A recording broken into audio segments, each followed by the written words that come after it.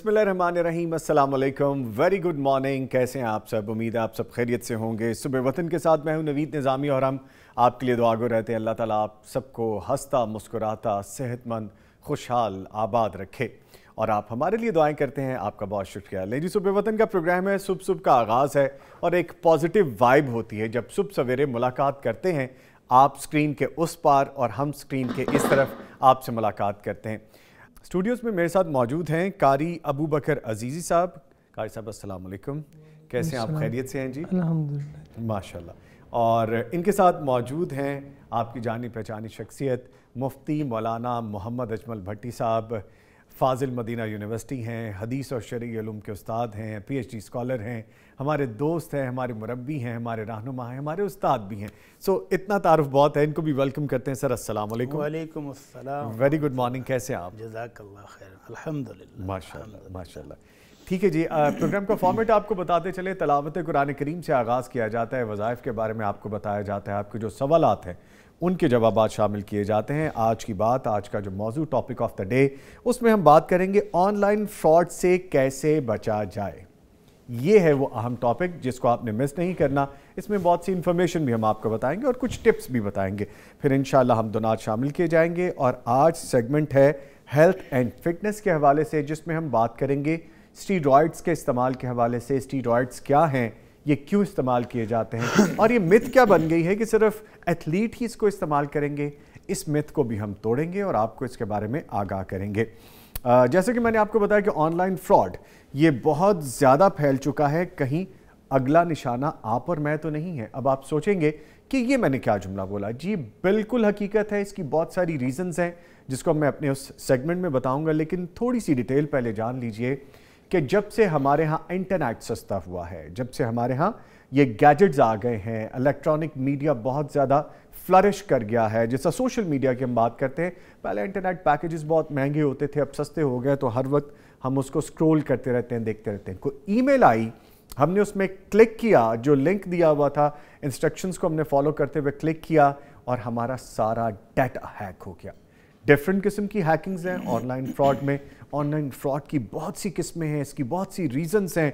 Scammers पकड़े नहीं जाते और जो स्कैम करते हैं, जो फ्रॉड करते हैं, वो दुनिया के किसी खित्ते में बैठे होते हैं, लेकिन आपका पैसा ट्रांसफ़र कर लेते हैं। वो ऐप्स जो आपके मोबाइल में हैं, आपके अकाउंट से रिलेटेड, उन तक रसाई हासिल कर लेते हैं। सिर्फ एक क्लिक, एक बटन दबाने से, एक लिंक ओपन करने से सारा कुछ आपका ट्रांसफ़र हो सकता है। फिर ऑनलाइन फ्रॉड में ऐसे कर्जे भी अब तो आ चुके हैं, स्कीम ऐसी भी आ चुकी हैं, कर्ज की रकम छोटी सी होती है लेकिन सूद दर सूद दर सूद चढ़ के हमने फिर देखा कि ऐसे नाखुशगवार वाक़यात भी आए कि लोग अपनी ज़िंदगियों से हाथ धो बैठे, फैमिलीज तबाह हो गई, घर बर्बाद हो गए। इससे भी बचना है।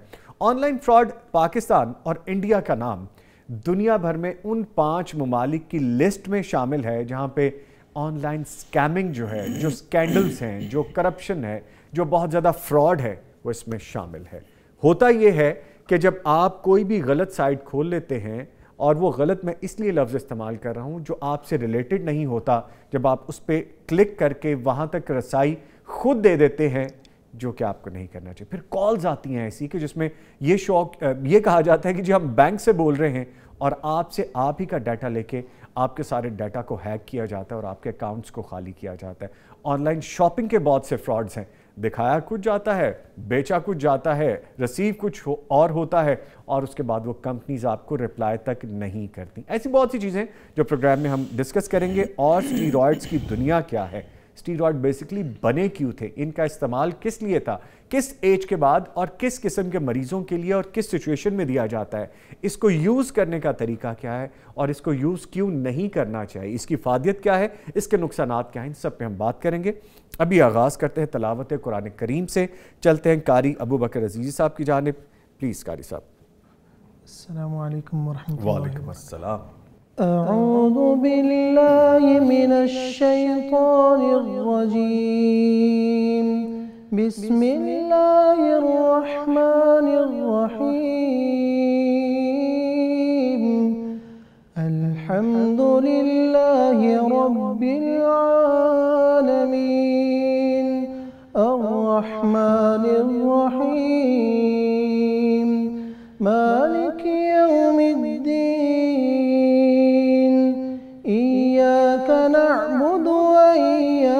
نستعين اهدنا الصراط المستقيم صراط الذين أنعمت عليهم غير المغضوب عليهم ولا الضالين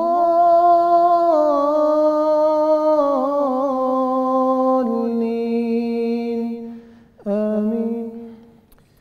माशाल्लाह, सुभान अल्लाह, सुभान अल्लाह. إن الله ربي وربكم فاعبدوه هذا صراط مستقيم. فلما أحس عيسى منهم الكفر قال من أنصاري إلى الله قال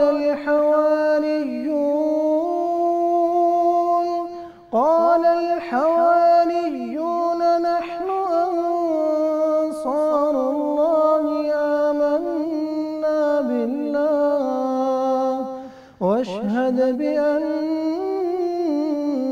مسلمون. ربنا آمنا بما أنزلت واتبعنا الرسول فاكتبنا مع الشاهدين. ومكروا ومكر الله والله خير الماكرين. إذ قال الله يا عيسى إني متوفيك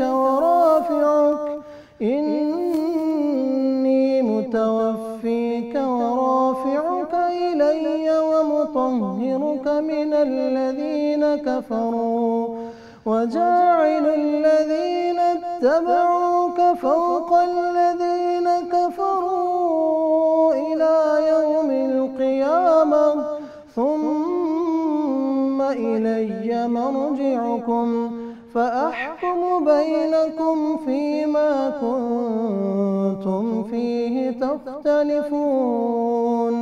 فأما الذين كفروا فأعذبهم عذابا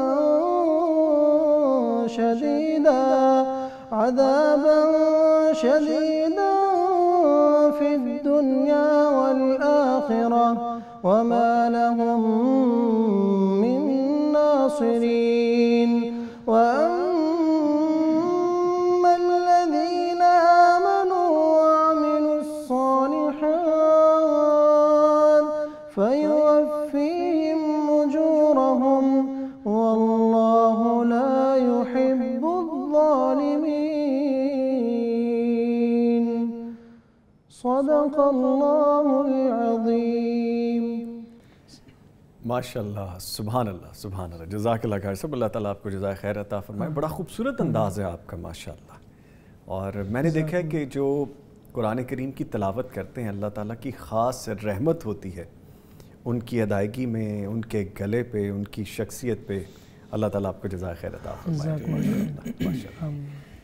बड़ी साहब, खूबसूरत अंदाज़ और दुनिया का खूबसूरत तरीन कलाम हमने सुबह सवेरे सुना और हमारी रूह तक कैसे मुअत्तर होती है, ऐसे फ्रेश हम फील करते हैं. तो मैं चाहूँगा थोड़ा सा खुलासा बयान कर दीजिए, फिर आगे बढ़ते हैं वजीफ़े की तरफ. बिस्मिल्लाहिर्रहमानिर्रहीम. अल्हम्दुलिल्लाहि रब्बिल आलमीन वस्सलातु वस्सलामु अला अशरफिल अंबिया वल मुरसलीन अम्मा बाद. निज़ामी भाई, इन आयात के अंदर अल्लाह रब्बुल इज़्ज़त के प्यारे से नबी ईसा अलैहिस्सलाम का तज़किरा है, उनकी दावत का तज़किरा है. वो अपनी मुद्दत नबूवत पूरी करके चले गए अल्लाह के पास, और ये वाहिद मिसाल है कि अल्लाह ने उनको ज़िंदा ही अपने पास बुलाया है और दोबारा वो तशरीफ़ लाएंगे और उनके नाम पर बोले जाने वाले जितने झूठ हैं उन सब का वो ख़ात्मा करेंगे. मसलन जो लोग उनको इलाह मानते हैं, उनको अल्लाह का बेटा मानते हैं और उनकी शरीयत का दावा करते हैं कि उन्होंने खंजीर का गोश्त हलाल किया है, तो ये सारी चीज़ें वो ख़त्म करेंगे. جس سلیب کا دعویٰ ہے کہ سلیب پر ان کو سولی دی گئی تھی اس کو وہ توڑیں گے، اور پھر ایک ہی چیز ہوگی، یا تو وہ مسلمان ہو جائیں گے یا پھر وہ تلوار لے کر خود ان لوگوں کا خاتمہ کریں گے۔ تو اس میں اللہ کے نبی عیسیٰ علیہ السلام کی دعوت کا تذکرہ، اور ان کی دعوت بھی وہی ہے جو تمام نبیوں کی ہے، ان اعبدوا اللہ، کہ ایک اللہ کی عبادت کرو، ایک اللہ کے سوا کوئی عبادت کے لائق نہیں ہے۔ بے شک بے شک، سبحان اللہ، جزاک اللہ۔ بڑی صاحب وظیفے کی جانب بڑھتے ہیں۔ بسم اللہ۔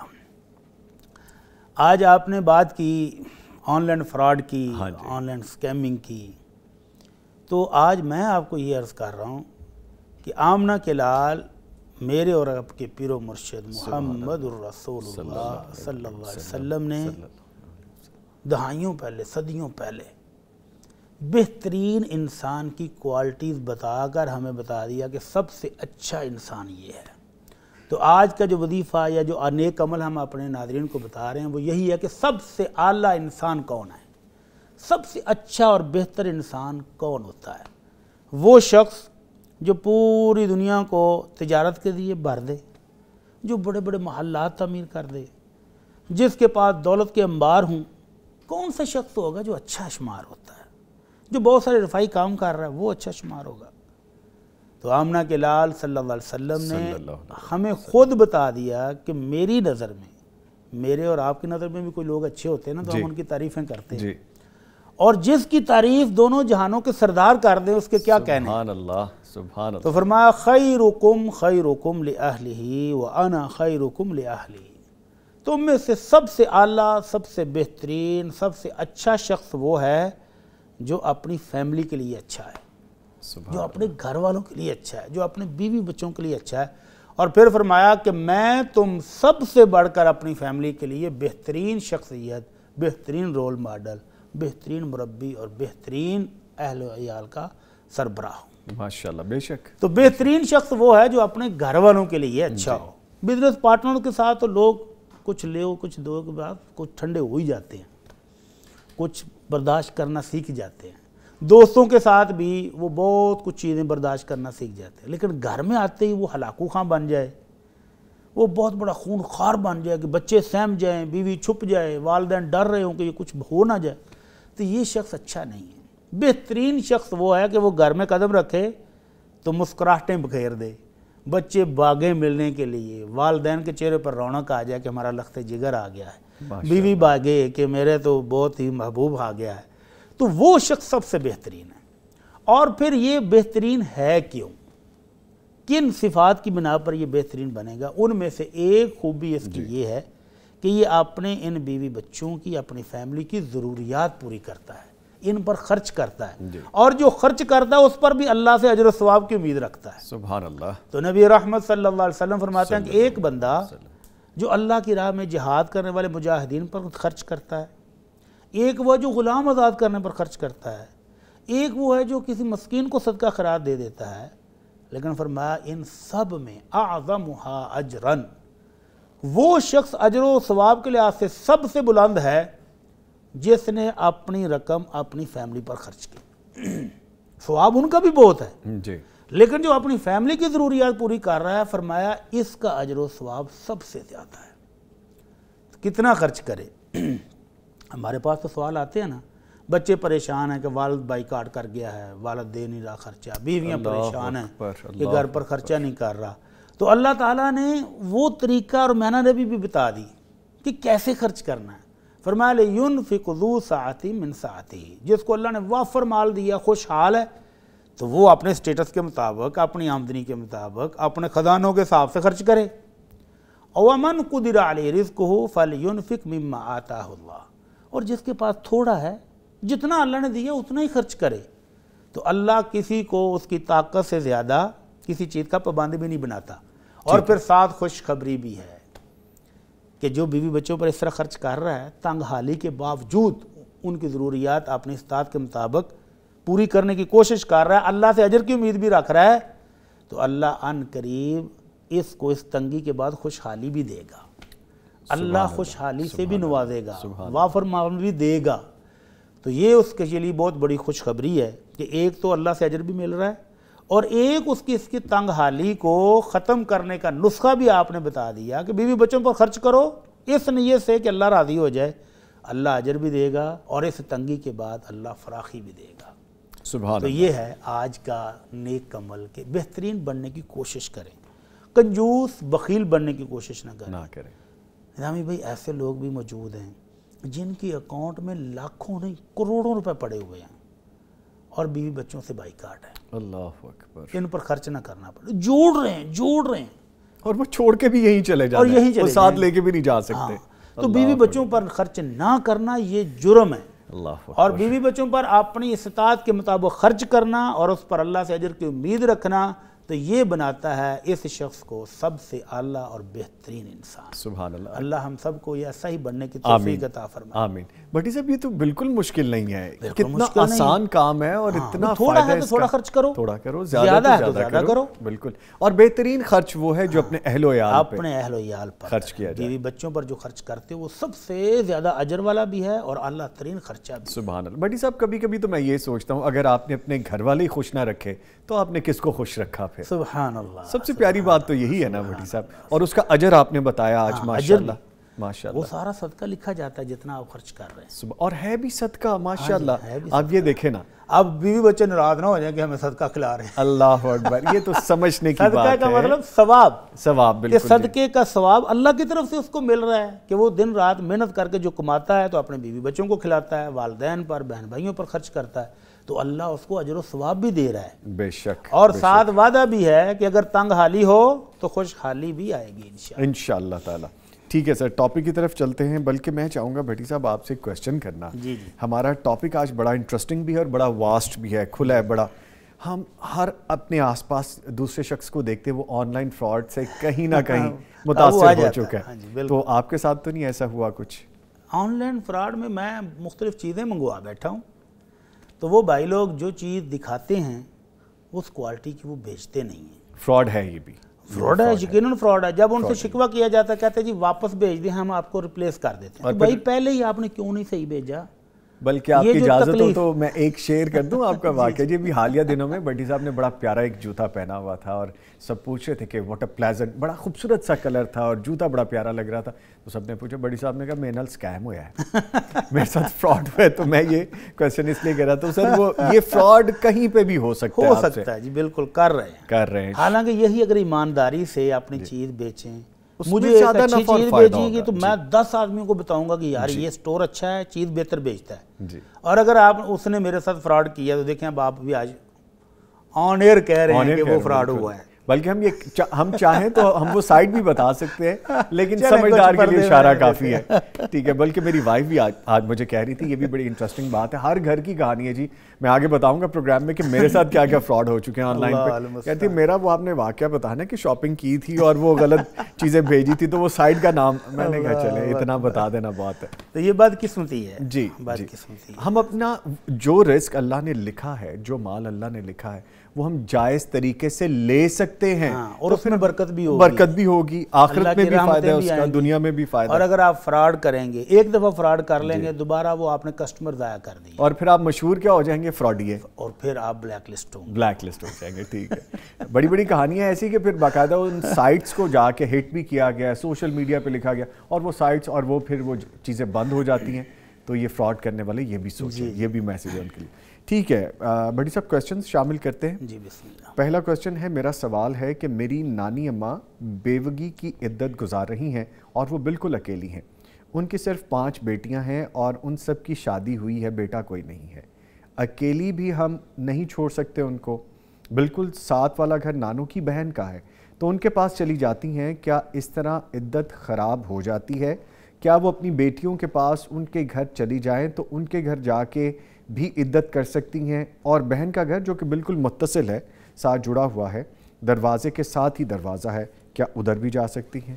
جی نظامی بھائی، یہ جو فوتگی کی عدت ہے، جی، پہلی بات تو یہ کلیئر کر لیں، ہمارے بہت سارے ناظرین یہ بھی پوچھتے ہیں جی وہ بزرگ ہیں، بوڑھی ہیں، تو کیا وہ بھی عدت گزاریں گی؟ جی ہاں، یہ حکم ہر خاتون کے لیے ہے، خواہ وہ ینگ ہو، خواہ وہ 1.5 عمر کی ہو، خواہ وہ بالکل ضعیف ہو، عمر کے کسی بھی حصے میں ہو، کسی بھی حصے میں جس عورت کا خامد فوت ہو جائے، یہ شریعت نے پابندی لگائی ہے کہ وہ 4 مہینے 10 دن عدت گزارے گی۔ جی، عدت کا مطلب یہ ہے کہ وہ سادگی کے ساتھ رہے گی اور آپ نے اسی گھر میں رہے گی جہاں وہ پہلے رہ رہی تھی، بلا وجہ کہیں ادھر شفٹ نہیں ہوگی، میک اپ نہیں کرے گی، بناؤ سنگار نہیں کرے گی، زیور نہیں پہنے گی، نئے کپڑے نہیں پہنے گی، کوئی مخصوص رنگ نہیں ہے کہ سیاہ رنگ پہنے یا سفید پہنے، نہیں، جو بھی سادہ لباس اس کے پاس موجود ہے وہی پہنے، زیورات نہیں پہنے گی، سرما نہیں لگائے گی، میک اپ نہیں کرے گی، خوشیوں کی تقریبات میں نہیں جائے گی اور بلا ضرورت اپنے گھر سے باہر نہیں جائے گی۔ 4 مہینے 10 دن، تو ان 4 مہینے 10 دن کے اندر وہ سادگی کے ساتھ رہے گی، نہا سکتی ہے، کپڑے بدل سکتی ہے، لیکن میک اپ اور بناؤ سنگار اور بڑکیلے نئے شوخ کپڑے نہیں پہنے گی۔ گھر سے باہر کیسے جا سکتی ہے؟ جی، دوائی کی ضرورت ہے، دوائی لے آئے، گھر کا راشن کو لا کر دینے والا نہیں، وہ لے آئے۔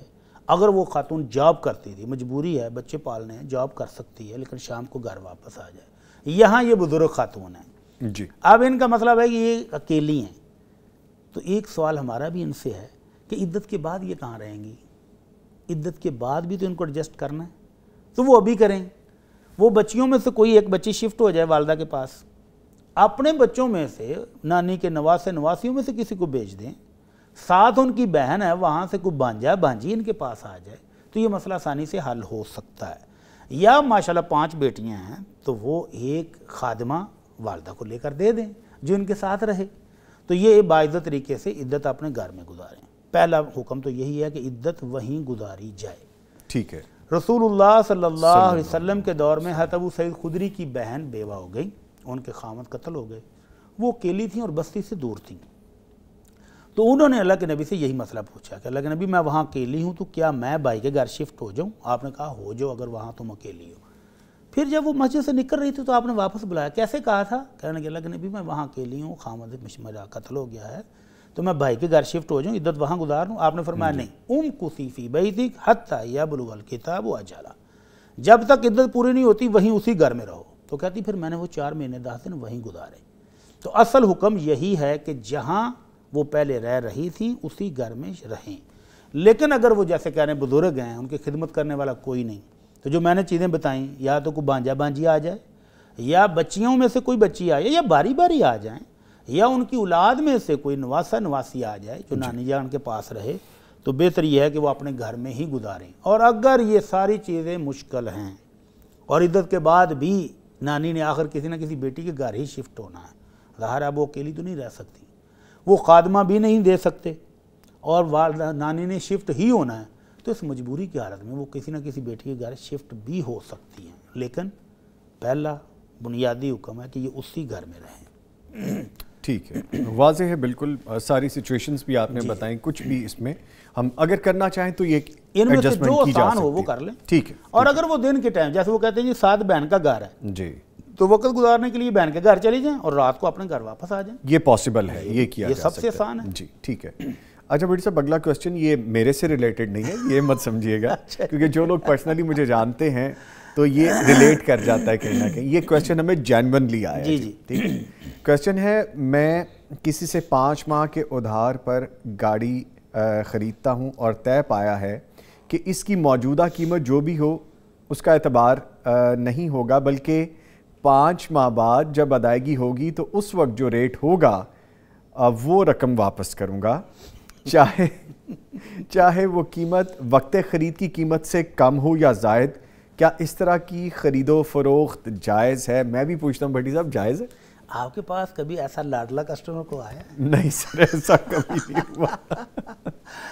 اسلام بہت صاف ستھرا مذہب، جی، صاف ستھری تعلیمات، اور معاملات میں بھی پیور نیچرل طریقے سے صاف ستھرے طریقے سے ڈیل کرنے کا حکم دیتا ہے۔ وجہ جی، اسلام چاہتا ہے کہ کسٹمر اور تاجر دونوں میں سے کسی کا نقصان نہ ہو، تاجر ایمانداری سے نفع کمائے اور کسٹمر اپنی دی ہوئی رقم کے بدولت بہترین چیز کوالٹی کی جو وہ چاہتا ہے وہ اس کو ملے، دونوں میں کوئی دوسرے کو دھوکہ نہ دے، اور کہیں ان کا بعد میں لڑائی جھگڑے کا امکان نہ ہو، صلح صفائی ہو، محبت ہو، پیار ہو۔ جی، تو اس لیے اسلام نے ایسی تعلیمات دیں کہ جن کے ساتھ پیار محبت باقی رہے، کسٹمر کی عزت بھی باقی رہے اور تاجر کی عزت بھی باقی رہے اور ایمانداری کو فروغ ملے۔ تو اللہ کے نبی صلی اللہ علیہ وسلم نے وہ تمام تجارتیں جو پہلے عرب میں رائج تھیں اور ان میں دھوکہ تھا، فراڈ تھا، چیٹنگ تھی اس میں، وہی جو آن لائن فراڈ والی بات ہے، تو اس فراڈ والی تمام تجارتوں کو اللہ کے نبی نے حرام قرار دے دیا۔ مثال کے طور پر صلی اللہ علیہ وسلم ایک تجارت تھی کہ بھائی صاحب یہ اونٹ میں خرید کے لے کے جا رہا ہوں، یہ اونٹنی خرید کے لے کے جا رہا ہوں، اس کے ہاں بچی کی ولادت ہو، اب ضروری تو نہیں کہ وہ اس کے ہاں بچی کی ولادت، اونٹنی بھی جنے گی، اونٹ بھی ہو سکتا ہے جی، پھر اگر اونٹنی ہو تو پھر وہ جوان ہو، پھر اس کے ہاں بچی ہوگی تو پھر میں پیسے دوں گا، تیسری نسل پہ پیسے دیں گے، لمٹ ہی کوئی نہیں ہے، طے ہی کوئی نہیں ہے کہ کب اس کی ادائیگی ہوگی۔ اچھا، یہ زمانے جاہلیت میں جاہلیت آپ نے منع کر دی کہ یہ بیع نہیں ہوگی، اس میں تاجر کا نقصان ہے کہ کب اس کو رقم ملے گی بھائی۔ اسی طرح بازار میں کچھ بیوع ایسی تھیں کہ سودا ہو رہا ہے، کریٹ پڑے ہیں مثال کے طور پر یا کپڑے کے تھان پڑے ہیں، تو دکاندار کہتا ہے بھائی ریٹ یہ ہے لیکن جس کو آپ نے ٹچ کر لیا بس پھر وہی لینا پڑے گا۔ یہ تو وہ بات ہوئی، یہ ہاتھ لگ گیا تو یہ بچھوت ہو گیا، یہ لاٹری ہے، صحیح نکلا ہے لیکن نہ نکلے تو نہ نکلے۔ تو یہ ایسی تمام بیوع جس میں دھوکہ ہو، فراڈ ہو، خدشہ ہو کہ بعد میں لڑائی ہوگی، وہ آپ نے ساری کینسل کرا دی۔ تو یہ جو تجارت ہے اس میں ایک چیز بہت اہم وہ نہیں ہے، وہ کیا کہ قیمت ہی طے نہیں ہے۔ مثال کے طور پر آپ کسٹمر کہتا ہے جی میں آپ کو پیسے دے دوں گا 50 لاکھ، آپ مجھے گاڑی دے دیں، اور وہ گاڑی طے کر کے نہ جائے کہ وہ کون سی کمپنی کی لے گا، اور آپ اس کو اپنی مرضی کی گاڑی بھیج دیں، وہ لے گا، وہ تو لڑے گا آپ کے ساتھ۔ اسی طرح تاجر کے پاس سے گاڑی لے لی اور قیمت 5 ماہ کے بعد طے کریں گے، اس وقت جب طے کریں گے پھر لڑیں گے، وہ کہے گا نہیں اتنی لینی ہے، وہ کہتا ہے کہ نہیں میں اتنی دوں گا۔ تو اس لیے اس کے اندر جب قیمت طے نہیں ہے پہلے دن سے تو یہ ڈیل ہی حرام ہے، ڈیل حرام ہے بھٹی صاحب، شرن حرام ہے۔ اچھا، ہر وہ ڈیل جس کے اندر یا تو قیمت طے نہ ہو یا وہ چیز طے نہ ہو کہ دینی کیا ہے۔ جیسے میں نے مثال دی کہ وہ گاڑی طے کر کے نہیں گیا کہ کس کمپنی کی لینی ہے، کتنے سی سی کی ہوگی، کیا اس کی صفات ہوں گی، یا وہ قیمت ہی طے نہیں کر کے گیا، خالی چلا گیا جی بات ٹھیک ہے گاڑی ہوگی۔ تو جس میں چیز یا اس کی قیمت طے نہ ہو، لمٹ طے نہ ہو، کب ادائیگی ہوگی، تو وہ سودا شرن حرام ہے۔ ٹھیک ہے، اچھا بڑی صاحب اس میں نا کچھ تفصیل آ گئی ہے، ہم وہ ڈسکس کر لیں کیونکہ ٹاپک ہے تو بہتر ہے۔ اس میں یہ بھی ہو سکتا ہے کہ کچھ نیک نیتی کا ہم پازیٹیو پہلو رکھ لیتے ہیں، دو آپس میں رشتہ دار ہیں، جاننے والے ہیں، دوست ہیں، قریبی عزیز ہیں، اس نے کہا ٹھیک ہے یار میں تیری سہولت کے لیے تجھے ضرورت ہے یہ چیز دے رہا ہوں، تو پیسے وہ دے دیں جب اس وقت جو ریٹ ہوگا، تو یہ پازیٹیو بات ہم رکھ سکتے ہیں اس میں ہے، لیکن شرن غلط ہے، غلط ہے۔ ٹھیک ہے، دوسری بات شریعت نے انہیں لڑائیوں سے بچایا۔ ہمارے پاس کتنے کوسچن آتے ہیں جی بالکل، بھائی سگے بھائی کو بعد میں آنکھیں دکھاتا ہے جی، تو پھر لڑائیاں ہوتی ہیں۔ ٹھیک ہے، جب آپ نے شرن کہہ دیا تو پھر سوال آیا تھا نا کہ اس نے قرض دیا اور اس نے زمین اپنے نام لگوا لی، بعد میں لڑائیاں ہیں۔ ٹھیک ہے، جب آپ نے کہہ دیا شرن غلط ہے تو یہ فل سٹاپ ہے، تو یہ آگے کوئی گنجائش نہیں، اچھا طے کرنی چاہیے۔ ایک چیز اور بتائیے پلیز، جو انسٹالمنٹ ہے جو ایک ساتھ کا کام ہے، بینکس بھی کرتے ہیں، پرائیویٹ لوگ اور کمپنیز بھی کرتی ہیں، تو وہ کیا جائز ہے کیونکہ وہ مقرر کر دیا؟ وہ بھی دو صورتیں ہیں جی، اس میں بھی پہلے سے طے ہونا چاہیے۔ اگر ایک شخص کہتا ہے جی آپ کو میں یہ گاڑی 50 لاکھ کی بیچتا ہوں، جی، وہ کہتا ہے یار میں پیسے آپ کو 6 ماہ بعد دوں گا، جی، وہ کہتا ہے ٹھیک ہے 6 ماہ بعد دے دو تو یہ 55 کی ہوگی،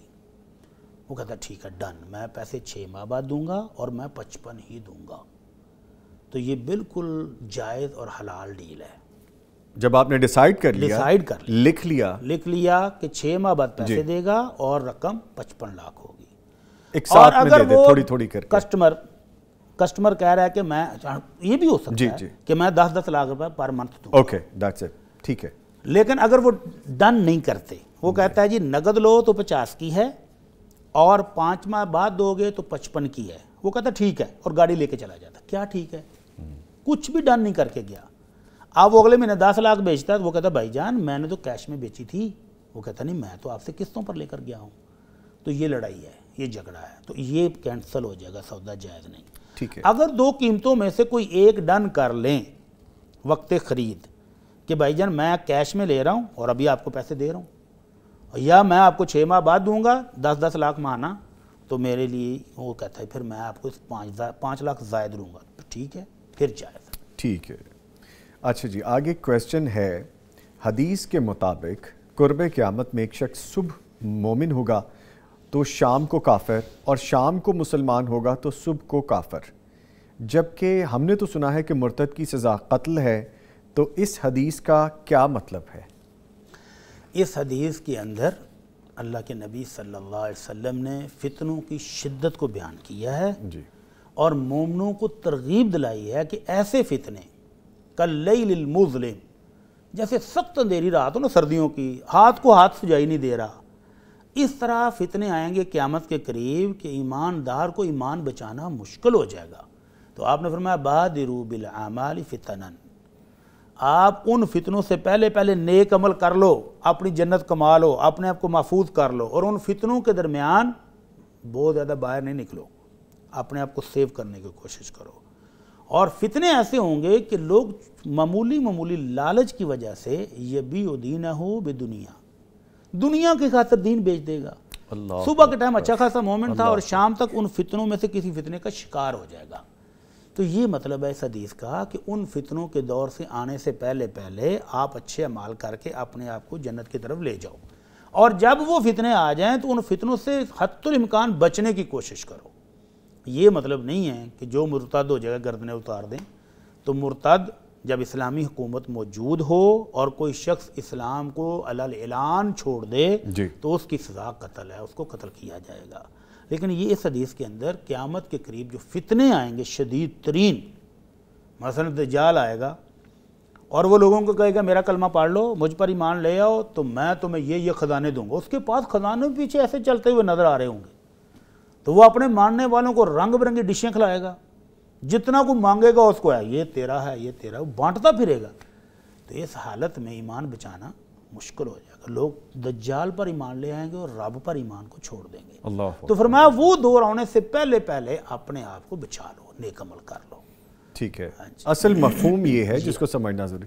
بٹی صاحب جب آپ یہ بتا رہے تھے نا تو مجھے ایک فیل آ رہی تھی کہ دور تو اب بھی ایسا ہی چل رہا ہے، ایسے فتنے آ رہے ہیں بٹی صاحب کہ بندہ سوچتے کہ یہ کیا ہے، یعنی ایسی آفرز آپ کو آتی ہیں جس کے اندر سیدھا نظر آ رہا ہوتا ہے کہ یہ سود ہے، جی، اور آپ دوسرے پر احسان کرتے ہوئے اس کے ساتھ ہمدردی جتاتے ہوئے وہ سود خود بھی کھا لیتے ہیں۔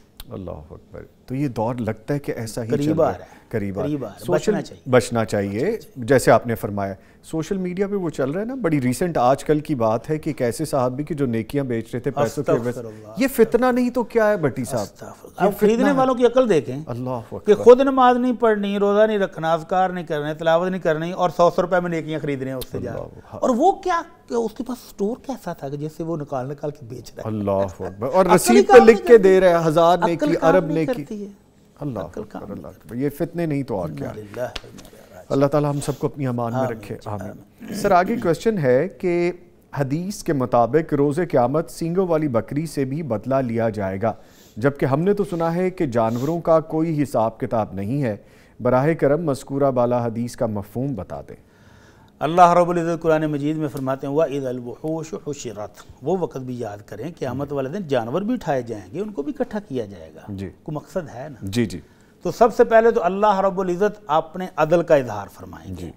اس مالک نے اس دنیا میں اعلان کروایا ہوا تھا کہ میرے بندو انی حرمت الظلم علی نفسی فلا تظالموا، میں نے اپنے لیے ظلم کو حرام کر لیا تو تم میرے بندے ہو کر، میری مخلوق ہو کر آپس میں ظلم نہیں کرو۔ اور فرمایا نبی علیہ الصلوۃ نے ان الظلم ظلمات یوم القیامہ، دنیا میں کیے ہوئے ظلم قیامت والے دن سخت اندھیرے بن جائیں گے۔ تو ان ظلموں کا بدلہ کہاں ہوگا؟ اللہ رب العزت اپنا عدل، اپنا انصاف دکھانے کے لیے اپنی اس بے ضرر سی مخلوق کے درمیان بھی عدل کر کے دکھائیں گے کہ یہ دیکھو جس کے سینگ نہیں تھے اس کو سینگ والی بکری نے مارا تو کتنی تکلیف ہوئی دنیا میں۔ صاحب کتنا بڑا میسیج ہے۔ ہاں، تو یہ اصل میں یہ حدیث میں لوگوں کے لیے میسج ہے کہ وہ اللہ جو ایک معصوم سی بکری پر ہونے والے ظلم کا بھی بدلہ دلوائے گا تو تم انسانوں کو کیسے چھوڑے گا؟ تو تم آپس میں جو ظلم کر رہے ہو سمجھ لو کہ تم نے بھی حساب دینا ہے پل صراط پر، جب یہ بکریوں کا بھی قصاص ہو رہا ہوگا تمثیل کے طور پر کہ دیکھو اللہ ایسا عادل ہے کہ اس نے اس معصوم بکری کو بھی اس کا حق دلوایا ہے۔ تو اگر دنیا میں آپ کے پاس عہدہ ہے، منصب ہے، دولت ہے، بہت بڑی برادری ہے اور آپ سمجھتے ہیں میرا کوئی کیا بگاڑ لے گا، پوچھ ہوگی مجھے کون پوچھ سکتا ہے، میرے پاس یہ اختیارات ہیں، میرے پاس وہ ہیں. تو سمجھ لو کہ جن مظلوموں کے تم نے حق دبائے، حق کھائے، جن پر تم نے ظلم کیا، پل صراط پر پھر دے کے گزرنا ہے. تو اس لیے نبی علیہ السلام نے ایک دفعہ پوچھا تھا نا صحابہ اکرام سے، اتدرون من المفلس، میرے صحابہ تمہیں پتہ ہے کہ میری امت کا سب سے کنگال آدمی، غریب آدمی، فقرا کون ہوگا؟ تو صحابہ نے کہا اللہ کے رسول جس کے پاس درہم اور دینار نہ ہو، سونا چاندی نہ ہو، وہی غریب ہے. آپ نے فرمایا نہیں، قیامت والے دن آئے گا اور پہاڑوں جیسی نیکیاں لے کر، نماز، نفلی، روزے، زکوٰۃ، حج، بے شمار نیکیاں کما کے آئے گا، لیکن کسی بندے کو تھپڑ مارا ہے، کسی کا حق کھا گیا، کسی کو قتل کیا، کسی پر تہمت لگائی.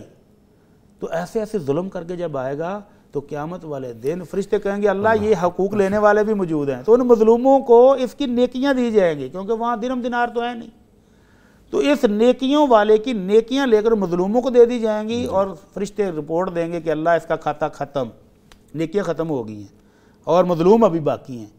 تو حکم ہوگا کہ مظلوموں کے گناہ لے کر اس پر ڈال دو جی، اور جب وہ اپنے گناہ بھی اس کے باقی ہیں اور مظلوموں کے گناہ بھی اس پر ہوں گے، نیکیاں ختم ہو جائیں گی، تو وہ جہنم رسید ہو جائے گا. فرمایا یہ میری امت کا سب سے غریب آدمی، مفلس آدمی ہے. مفلس. ٹھیک ہے. تو یہ تمثیل دے کر سمجھایا گیا ہے کہ انسانوں وہاں تو جانوروں کے بھی بدلے ہونے ہیں، تو تم ظلم سے بچ جاؤ. ٹھیک ہے سر، ایک لائیو کالر ہے، ان کو بھی شامل کرتے ہیں آپ کی اجازت سے. السلام علیکم عبد الرحمان صاحب. عبدالرزاق جی، وعلیکم السلام ورحمۃ اللہ. کیسے ہیں سر آپ؟ خیریت سے ہیں؟ الحمدللہ. عبدالرزاق نام ہے. جی جی عبد الرزاق صاحب، کوٹ ادو سے کال کیا آپ نے، فرمائیے سر. کوٹ ادو سے کال کیا ہے. مجھے 5 سال ہو گئے، جھٹکا لگا تھا فالج کا، اچھا اچھا اچھا اچھا. سر کا. جی جی. میں بعد جماعت نماز نہ کر رہا تھا. جی. اب کچھ 6 ماہ ہو گئے ہیں کہ میرے سر کو اتنے چکر آتے ہیں، میں شام عشاء اکٹھی پڑھ رہا ہوں. کیا یہ جائز ہے یا ناجائز ہے؟ جی ٹھیک ہے، بالکل جواب لیتے ہیں. اللہ تعالیٰ آپ کو شفائے کاملہ عاجلہ عطا فرمائے. کال کرنے کا بہت شکریہ سر. پہلے تو ہم دعا گو ہیں کہ اللہ تعالیٰ اس بزرگ کو صحت اور سلامتی سے نوازے، تندرستی عطا فرمائے، شفائے کاملہ عطا فرمائے. اس کے بعد نبی رحمت صلی اللہ علیہ وسلم جو نبی رحمت ہیں، اس نے ساری امت کو بے شمار تعلیمات دی ہیں. فرمایا اذا امرتکم بشیء فأتوا منہ ما استطعتم، جب میں کو حکم دیتا ہوں نا تو اپنی استطاعت اور طاقت کے مطابق اس پر عمل کرو. اور اللہ قرآن مجید میں کیا فرماتے ہیں؟ لا یکلف اللہ نفسا الا وسعہا. کسی بھی شخص کو اسلامی احکامات کا اتنا ہی پابند بنایا جاتا ہے جتنی اس کی طاقت ہو. بزرگ کہتے ہیں میں فالج کی وجہ سے معذور ہوں اور نمازیں 2 جمع کر رہا ہوں. جی. اگر تو یہ ایک ایک کر کے پڑھ سکتے ہیں، آسانی ہے، پڑھیں، جماعت کے ساتھ پڑھیں. جماعت کے ساتھ نہیں پڑھ سکتے، اکیلے پڑھیں، لیکن اپنے اپنے وقت پر پڑھیں. اور اگر بیماری کی وجہ سے معذور ہیں، نہیں پڑھ سکتے، تو اکٹھی بھی کر لیں. اللہ تعالیٰ ارحم الراحمین ہے اور اس کا مصطفیٰ رحمت للعالمین ہے. تو انشاءاللہ زندگی بھر جو انہوں نے پابندی کی ہے، تو اس عمر میں اب وہ معذور بھی ہیں، بیمار بھی ہیں، تو اللہ اس کمی کوتاہی کو معاف فرمانے والا. آمین آمین. ٹھیک ہے جی، اس کے ساتھ ہی مجھے چونکہ بریک کی طرف جانا ہے، اپنے معزز مہمانوں کا شکریہ ادا کروں گا. قاری ابو بکر عزیزی صاحب، آپ کے آنے کا بہت شکریہ جی، تھینک یو ویری مچ. اور ان کے ساتھ موجود رہے مفتی مولانا محمد اجمل بھٹی صاحب. بھٹی صاحب آپ کے بھی آنے کا شکریہ، جزاک اللہ خیر. اور انشاءاللہ نیکسٹ پروگرام میں پھر دوبارہ ملاقات ہوگی جی. لے جی، پروگرام ابھی جاری ہے. ایک چھوٹے سے بریک کے بعد دوبارہ آپ سے ملیں گے. ہمارے ساتھ رہیے گا اور جانیے گا کہ آن لائن فراڈ سے بچ کیسے سکتے ہیں. ملتے ہیں ایک بریک کے بعد.